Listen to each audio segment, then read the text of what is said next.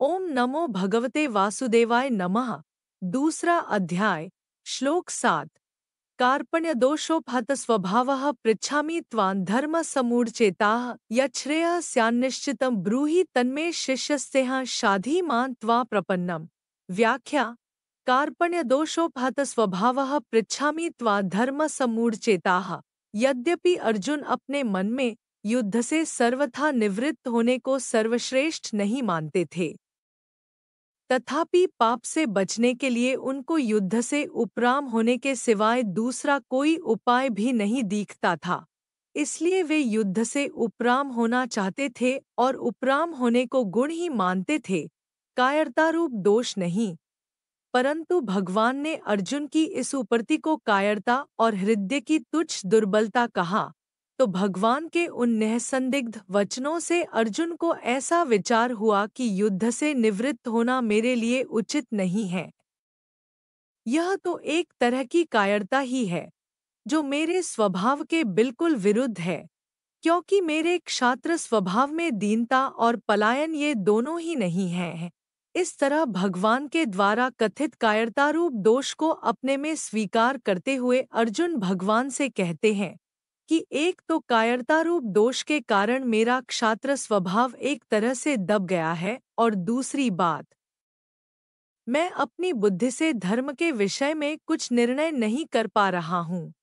मेरी बुद्धि में ऐसी मूढ़ता छा गई है कि धर्म के विषय में मेरी बुद्धि कुछ भी काम नहीं कर रही है। तीसरे श्लोक में तो भगवान ने अर्जुन को स्पष्ट रूप से आज्ञा दे दी थी कि हृदय की तुच्छ दुर्बलता को, कायरता को छोड़कर युद्ध के लिए खड़े हो जाओ। इससे अर्जुन को धर्म के विषय में कोई संदेह नहीं रहना चाहिए था। फिर भी संदेह रहने का कारण यह है कि एक तरफ तो युद्ध में कुटुंब का नाश करना, पूज्यजनों को मारना अधर्म, पाप दिखता है, और दूसरी तरफ युद्ध करना क्षत्रिय का धर्म दिखता है। इस प्रकार कुटुंबियों को देखते हुए युद्ध नहीं करना चाहिए और क्षात्र धर्म की दृष्टि से युद्ध करना चाहिए। इन दो बातों को लेकर अर्जुन धर्म संकट में पड़ गए। उनकी बुद्धि धर्म का निर्णय करने में कुंठित हो गई। ऐसा होने पर अभी इस समय मेरे लिए खास कर्तव्य क्या है, मेरा धर्म क्या है, इसका निर्णय कराने के लिए वे भगवान से पूछते हैं। यच्छ्रेयः स्यान्निश्चितं ब्रूहि तन्मे। इसी अध्याय के दूसरे श्लोक में भगवान ने कहा था कि तू जो कायरता के कारण युद्ध से निवृत्त हो रहा है, तेरा यह आचरण अनार्यजुष्ट है, अर्थात श्रेष्ठ पुरुष ऐसा आचरण नहीं करते। वे तो जिसमें अपना कल्याण हो वही आचरण करते हैं। यह बात सुनकर अर्जुन के मन में आया कि मुझे भी वही करना चाहिए जो श्रेष्ठ पुरुष किया करते हैं। इस प्रकार अर्जुन के मन में कल्याण की इच्छा जागृत हो गई और उसी को लेकर वे भगवान से अपने कल्याण की बात पूछते हैं कि जिससे मेरा निश्चित कल्याण हो जाए।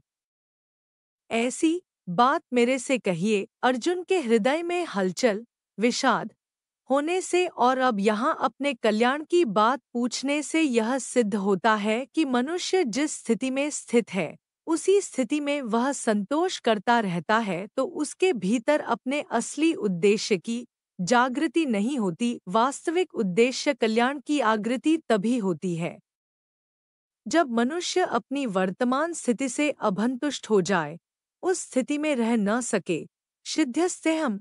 अपने कल्याण की बात पूछने पर अर्जुन के मन में यह भाव पैदा हुआ कि कल्याण की बात हो गुरु से पूछी जाती है, सारथी से नहीं पूछी जाती।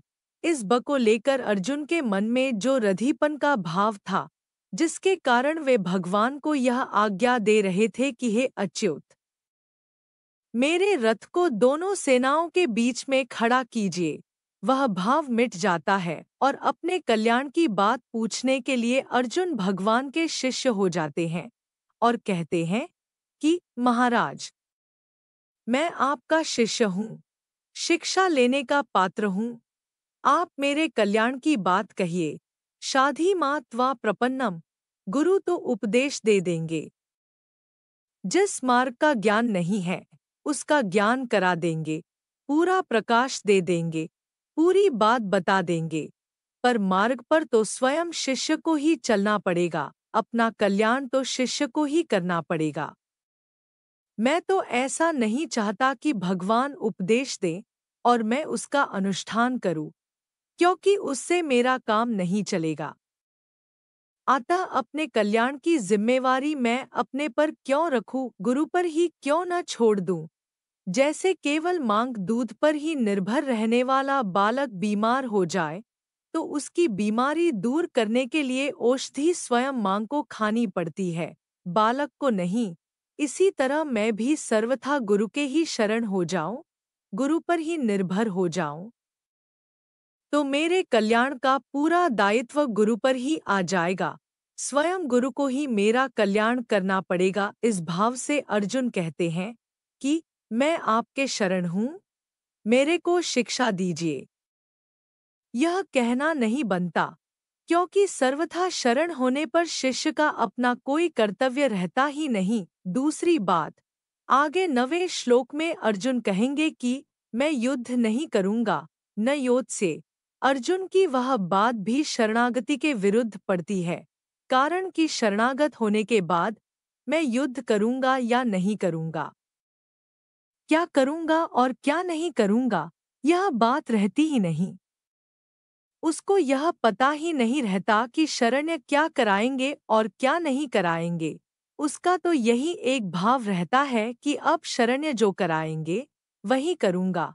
अर्जुन की इस कमी को दूर करने के लिए ही आगे चलकर भगवान को मामेकम शरणं व्रज, एक मेरी शरण में आजा, ऐसा कहना पड़ा। फिर अर्जुन ने भी करिष्ये वचन तव, आपकी आज्ञा का पालन करूंगा, ऐसा कहकर पूर्ण शरणागति को स्वीकार किया।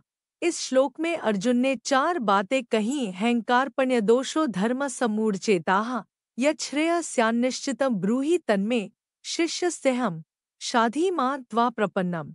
इनमें से पहली बात में अर्जुन धर्म के विषय में पूछते हैं, दूसरी बात में अपने कल्याण के लिए प्रार्थना करते हैं, तीसरी बात में शिष्य बन जाते हैं और चौथी बात में शरणागत हो जाते हैं। अब इन चारों बातों पर विचार किया जाए तो पहली बात में मनुष्य जिससे पूछता है वह कहने में अथवा न कहने में स्वतंत्र होता है। दूसरी में जिससे प्रार्थना करता है उसके लिए कहना कर्तव्य हो जाता है। तीसरी में जिनका शिष्य बन जाता है उन गुरु पर शिष्य को कल्याण का मार्ग बताने का विशेष दायित्व आ जाता है। चौथी में जिसके शरणागत हो जाता है उस शरण्य को शरणागत का उद्धार करना ही पड़ता है, अर्थात उसके उद्धार का उद्योग स्वयं शरण्य को करना पड़ता है।